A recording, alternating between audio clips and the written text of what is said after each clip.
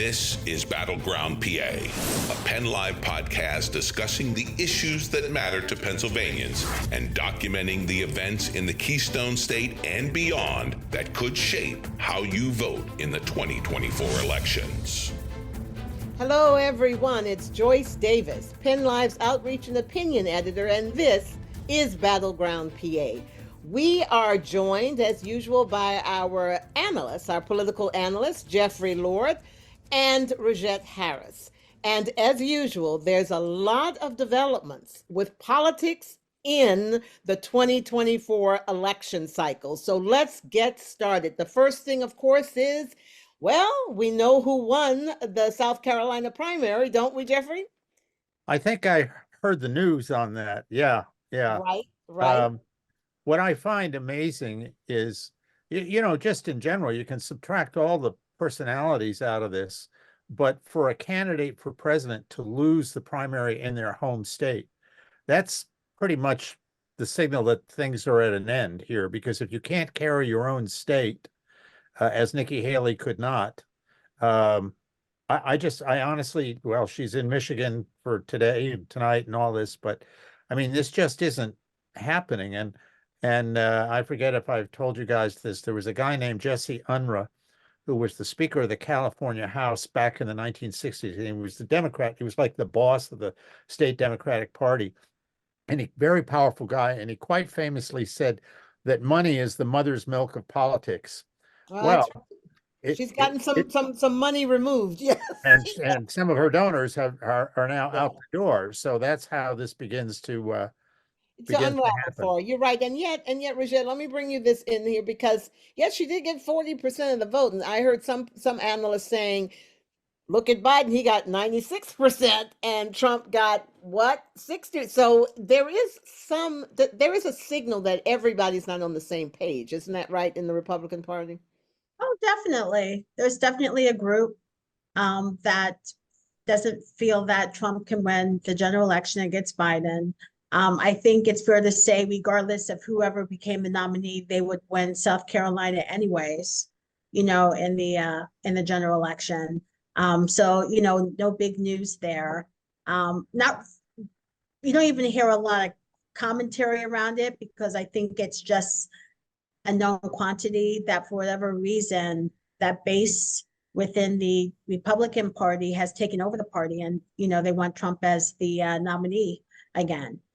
Trump is even acting like Nikki Haley's not even a race anymore. He's been, he's been just trying to debate Biden one-on-one right away. And even from a Democrat Party standpoint, we all are kind of conceding that Trump is going to be the nominee. Yeah, well, Jeffrey, I mean, are you at all, nobody's concerned that 40% of the voters in South Carolina didn't vote for the former president?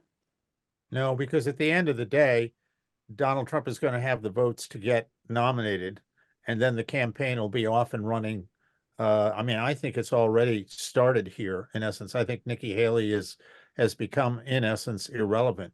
And as I mentioned to you off camera, I just came back from CPAC, which was down there in Maryland, in Oxon Hill, Maryland. How did that go? Yeah. And wow, I'd say there were, I don't know, certainly several thousand people there. And wow, it was Trump land. There was just no question about it. A sea of red hats and shirts and, all this kind of thing. And the usual sort of stuff. He himself made an appearance there on the last day. I had to depart for a wedding back here in Pennsylvania, so I missed that. But seeing everything else, wow! I mean, his crowd, his folks turned out. It's the Trump party now. It is the Trump party. For whatever reason, the mainstream Republican Party has allowed him and his base to take over the party. I personally, I'm sure Jeffrey disagrees with me, but I personally think that's bad for the Republican Party. And every week I keep going back to all these special elections and all these races. Trump as a head only helps Trump. As a whole, it has not helped the Republican Party as a whole. And I truly think that's going to be the case moving forward. I mean, Jeffrey, Well, she we'll see. But one of the things that just the way our political system is set up, when one or the other parties has its nominee, the nominee more than frequently takes over the party. And his supporters are put in all sorts of key positions to run the party, et cetera. I mean, when Barack Obama was president, it was the Obama Democratic Party. Yeah, but what she's saying is he has no coattails. He's not bringing anyone in these local elections along with him. Yeah. I mean, that's what you expect. I understand, but I think we've got to, we're not going to know the end result of that until we get right up to the election itself, I think. Okay. Because Well, I still think the fact that 40% of the people didn't is a sign that there's problems that could surface for Trump in the general election. That's the point. If these people don't vote for him and they're just, I mean, I don't know if there's been a poll to sample if they're just not voting for him or they just chose her and will vote for him later. But that's what Nikki Haley's been saying, that she's the only one that can beat Biden. That yes, she's having trouble in the general election, but a lot of the country, when you look at voter registration rolls, people are registering more and more independent, particularly in states that have open primaries. So I think more people would do it in Pennsylvania if it wasn't a closed primary system. But I agree with you on that. But or can Trump get those? Can he get independent voters? Yeah. Can he get? What do you think, Jeffrey? Can he get the independent voters? I was just going to say that historically, I'm old enough to remember the Jimmy Carter Gerald Ford race in 1976, and I remember some journalists commenting that we were a long way from having candidates like Abraham Lincoln. Well, that's true. Even he had his detractors, right?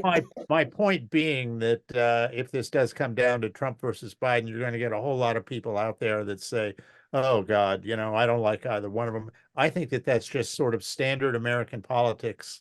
Well, you bring up another good point, Jeffrey, and I have to say we got to look at now at the Democrats because we think Biden is the, heir apparent, and yet we're hearing like right now they're going to the polls or in Michigan, but we're hearing that there could be protest votes or non-votes. I mean, what do you do about that? I found it very interesting to see watching the coverage today. What is her name?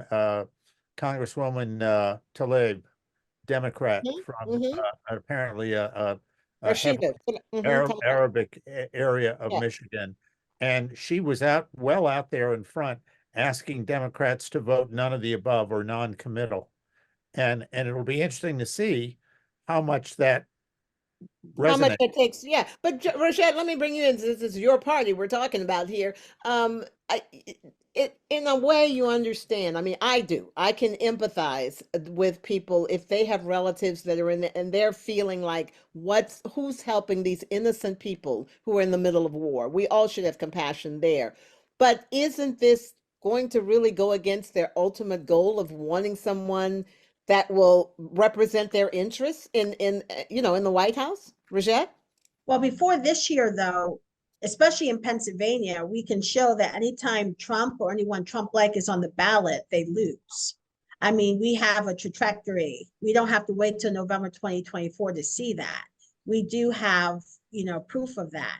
I do admit that, if the Palestinians stay home or they do riot, that could be an issue for Biden and possibly the rest of the ballot with the Democrat Party for sure, which is why, we have to have a balance here. Yes, and I know we spoke about this before, but Israeli, of course, they have a right to defend themselves. And of course, all those innocent lives lost is a tragedy and shouldn't happen. At the same time, again, our lives matter. The Palestinians feel as though their lives are just as valid. Yeah, but I guess so we do have to. I'm saying I agree with you that the protests and all that it's valid. There's a reason for it, but the Biden, I guess the point I'm trying to make is that the president and the Democrat Party does need to speak to that. Yeah. And the party has not spoken to that in the way that it should. I know even on the county level, ahead of the Democrat Party here in Dauphin County, I am getting requests from the Palestinian coalitions in the area who wants me to organize debates with our congressional Democratic candidates so that they can hear where they are on this issue. So Wow. even on a local level, it's a huge And issue. that's amazing. And Yes. that's amazing that an international issue is local now. I mean, Yes, that yes. truly is amazing. But all I'm saying is that, okay, I get it, but are they giving up on America because you're not going to vote for anybody? Is that what they're saying? Because there's nobody to vote for except Trump or Biden, right? Right? Joyce, I have to say, and you know me, the history buff, there is precedent for this, and I can think of one incident right off the top of my head. As you may remember, the United States did not enter World War I until about 3 years after it had started. They entered it in 1917. And Woodrow Wilson, Democrat, was in the White House. He was running for re-election in 1916. The war was on. America was not involved.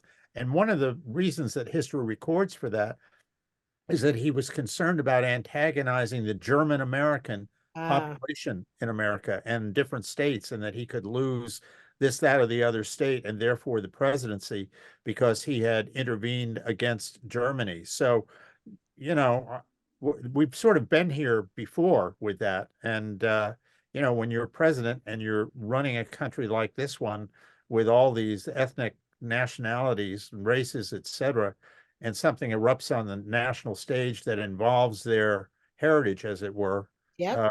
you're going to run into problems. Right. But Well, not voting is voting though. I'm a firm believer exactly. that not Yes. voting is voting, and you're She's letting right. other people make those decisions for you, which is why as a party we need to speak to those concerns. Yes. And Because yet, a no vote is to me that's going to be a vote for Trump. We absolutely need right. to- And yet, Rogette, I mean, and Jeffrey too. Basically, he's caught in the middle of, because there's a strong Jewish vote as well, and there's Exactly. now the Arab vote is rising up. So, I mean, in this case, it's tough. I think it's going to be tough I mean, Trump is going to just stick with Israel, right? He hasn't said anything about the Arab vote, right? As far as you know. Right. No, he's been very pro-Israel. But remember, the president is calling for a ceasefire by Monday. Yeah. He is calling for a Yeah. ceasefire, so he is starting to speak more strongly on the issue. I have to tell you though, and one of the things, when I heard that, I was a little skeptical. Not that I don't think he's actually working for it, but I thought, oh, the primaries here in Michigan, and so he's going to offer this little lifeline, whether it's real or not. I mean, that's the skeptic in me. It may very well be real, but I don't think he's worried about the primary in a sense, though. I mean, I understand what you're saying, Okay. but Joe Biden is going to be our nominee. That's just a fact. But he does need to speak to this for November.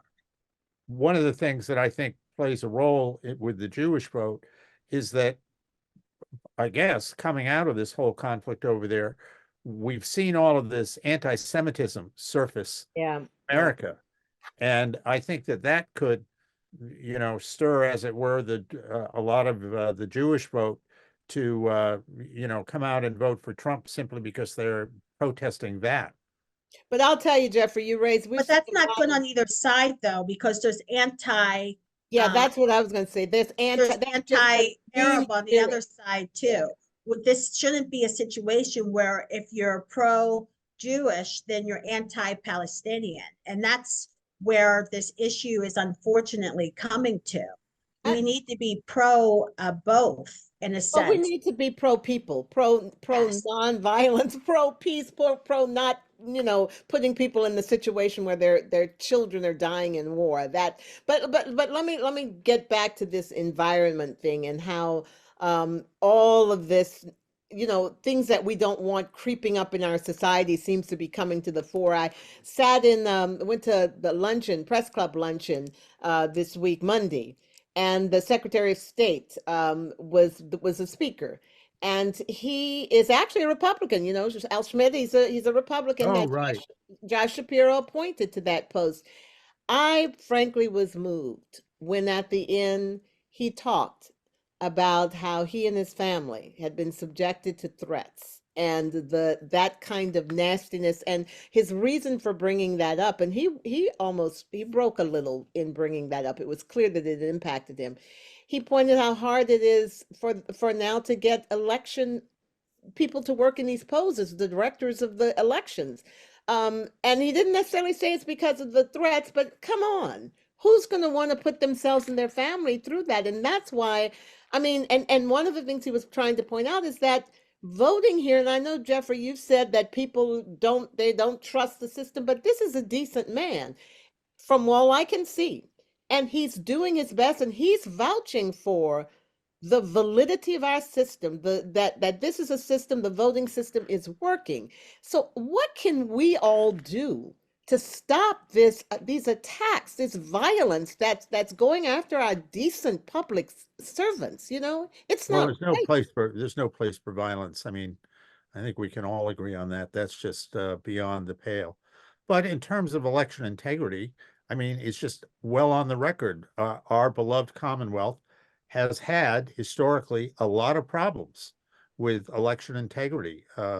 We've got people in jail right this minute for Right, but voter and fraud. you can always look back and find problems, but he's talking about, he's making it clear all of the steps that have been taken to make sure these elections, and to make sure when you go to the polls, you can trust what's happening. Why should we doubt that without any actual proof right now that anything is wrong? Shouldn't we be encouraging, I mean, Rogette, chime in here. Shouldn't we be encouraging people to have confidence in people like our Secretary of State? Why are we still arguing over January 6th and whether people jumping over fences and the violence that happened on that day was right or wrong? I mean, we still have people, including our previous president, who are justifying the actions that were taken on that day.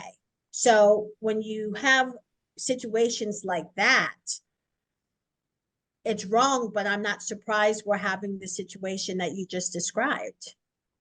Well, that's a good point, but I guess, Jeffrey, also, I mean, I have to ask you, I haven't heard the former president really come out and call for this, let's be more kumbaya-ish. I haven't heard him do that. Well, Is he's still there reason- saying he was cheated out of the 2020 election. So he's not going, when you lose an election, and I don't know about the two of you, but I've won some, I've lost some. You accept the losses and you dust off Did you and did you you move have a forward. did you have a chance to tell that to Hillary Clinton? Well, she's She had to dust it accepted off the- and move on, right? She Yeah. accepted Well, I that mean, she and maintains moved to this on. day that he was an illegitimate president. So what can I say? She moved on, and she moved on. She I completely. hate to see you in a position of having to defend Hillary Clinton. I was a huge Hillary fan. I was a delegate for her, but she has moved on. She accepted defeat. She publicly accepted defeat, and she moved on. We had the situation with Al Gore. There are many times in history that we can go back where people can argue one way or the other, but that person accepted defeat and, they move on. We have never had a situation like we have now. But I mean, the real thing that I'm trying to say is that I do think there's a responsibility for all of our leaders, President Trump and President Biden and everyone below, to call on their constituents to be peaceful, to be honorable, to have integrity and character, to demonstrate those things. And I just have to tell you, I just don't see it coming from former President Trump. I do see it, I could be wrong, I see it coming from Biden. But I don't see, am I wrong about that, Jeffrey? I would love to be proven wrong about that. Yeah, I mean, he believes in election integrity. I think that's very safe to say. And, in our system, frankly, it doesn't depend on a presidential candidate. It depends on who's running your county. I mean, we got 67 counties, 67 different sets of people who are in charge of the election system in their county. Right, and in Dolphin, I know there was another highly respected Feezer who was he's about to retire, but he also got put through the ringer. He's highly respected guy. Has been doing a good job from what people say. I mean, Yeah. Again, I don't know, these are decent people. That's why I don't like to see them attacked. They're decent people trying to do a good job. All Yes. I know is actions speak louder than words. Saying that you believe in something and then your actions don't match are two different things. You bring up Pennsylvania, you're right. It's run on a county level, 67 counties. Most of these counties are run by Republicans. The majority of the counties in Pennsylvania are run for Not Republicans. Philadelphia. Or Pittsburgh. Philadelphia, Allegheny and Philadelphia are 2 out of 67 counties. So you're telling me that the Republican counties are run with integrity? No, I'm just saying But that, the Democrats aren't. Right? I'm just Bad saying that, Democrats. I'm just saying that, let's what I'm just say saying that right now. It's not integrity Philadelphia, when your person wins. That's the Philadelphia, point I'm making. Philadelphia has a reputation, let's just say Cumberland County doesn't have. Hmm. Okay. All right.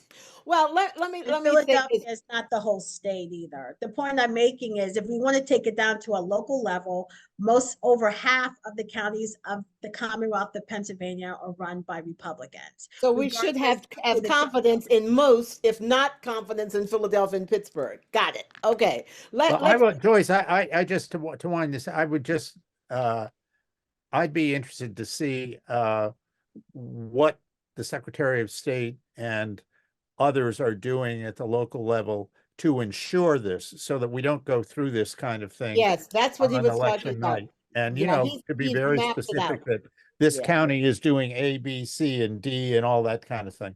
Well, that's And why he spoke to the press club, and there's a lot of information. You should watch it, where he's clearly detailing all the different things. But the real issue that they're worried about is if you can't get people to step up to be these election directors, to work in the polls, right, and the experienced people have left, and you're getting neophytes in, of course you're going to have more opportunities for error. They're Yeah. inexperienced. And you can have as much information as you want. Most people aren't going to read that. They're going to go to Twitter, they're going to go to Facebook, and they're going to listen to TikTok little clips to get that information.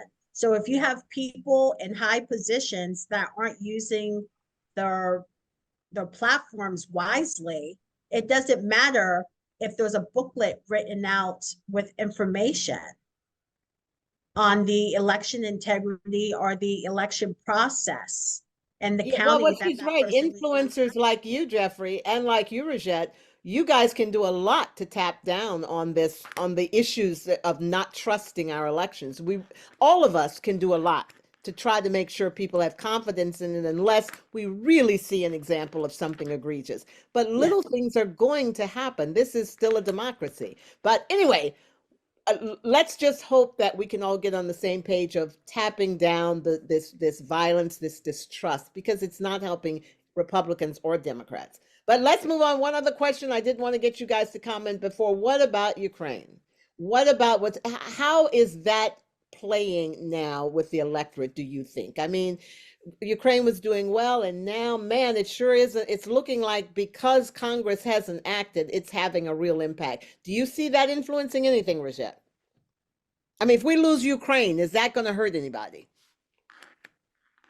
I would say right now, if the election is held today, in the grand scheme of things, I don't think it's the number one issue on voters' minds now. Even though it's a tragedy, I think people who care and follow foreign affairs, but I would wonder if the average person actually knows what's going on with Ukraine right now and with the funding.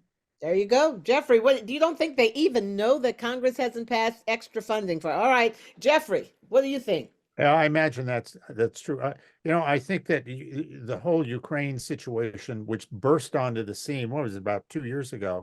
Yeah, It's now 3 years actually. in its own fashion, sort of gently receded from the telescope, if you will.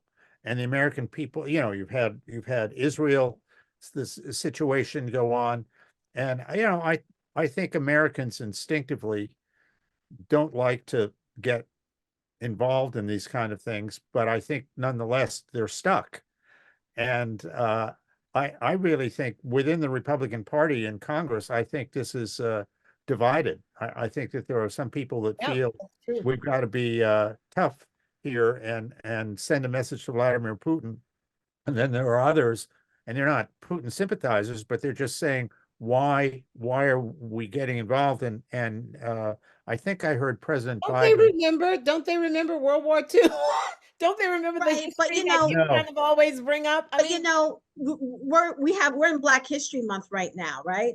And we still have wage disparities, we still have healthcare disparities, we still have educational disparities depending on your zip code. Our neighborhoods are still segregated in some ways, some areas depending on where you live. I guess the point is we're still fighting for rights here in the United States for several groups of people. And I do think that those issues are going to take precedence over what's going on in other countries. I'm not saying people don't care about them. I'm not saying that people don't think about them. I'm not saying that they don't sympathize, but depending on where you are in your own personal life, depends whether or not you have the luxury of making that your priority or not. that's a good point. One other thing I would add in terms of history, the other, I guess it was right before Christmas. I was in New York. I was guest hosting Sean Hannity's radio show, and you get to pick the guests, and I selected Alan Dershowitz, whom I've met a few times, and he has a book out, and it's in essence about the history of Israel. And I said to him a number of years ago, I'd seen this survey of American, was either high school or college kids. They thought Lyndon Johnson was president during the Civil War. Oh boy. Well, and I said, this kind of thing drove me crazy. I said, but so my point to Alan Dershowitz was, you've got all these young Americans who have no idea of the history of their own country, let alone but that's what's so tragic in Israel, and that's the real problem, I think. And that is a real problem, because again, all of what Rogette has just said is absolutely right. She makes a good point, but you won't have a country. You will be finding your young men and women headed off to Ukraine if they don't deal with this. And if we remember history, we will know that we cannot let that kind of aggression go and feel like we're going to live in our nice little houses and everything's going to be okay. No, and I think, Joyce, will lose the country. Today, I just heard, I guess in the last 2 or 3 days, the president of France, Macron, had suggested something about having NATO send forces into Ukraine.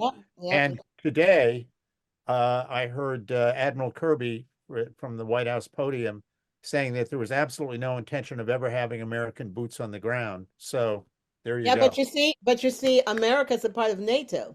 And if NATO says it's going in, then America's going in, unless Donald Trump is president and he pulls us out of NATO. So with that, I'm going to, we'll talk about that later, Jeffrey, because we need NATO. But with that, do you guys have any last words you want to leave with our listeners? I truly think that issues like student loan debt, the inflation, buying homes, again, coming out of college, the wages aren't matching the cost of living today. I still say that is going to be a top priority and something we're going to hear more on the campaign trail. And one of the things, and we've talked about this in a general sense before, is that you just never know what's going to happen the next day. Right. That can become an issue. And I think one of the things that has just happened, you've got this sort of general problem with illegal immigration and people pouring over the border. And then you had this poor young girl at the University of Georgia being murdered by an illegal immigrant. I just think that is going to become some sort of a symbol of that problem, which is going to, sort of focus people's attention. We see even New York rethinking, the mayor there rethinking sanctuary cities, right? That's your point is well made as well. So, all right. Well, once again, you guys have brought new thinking, provocative ideas into politics. So thank you for being here with us on Battleground PA. We will see you next week, same time, same station. Bye, everybody. Rogette for president. Yeah, and Jeffrey for VP. Bye-bye, everybody. My partisan ticket.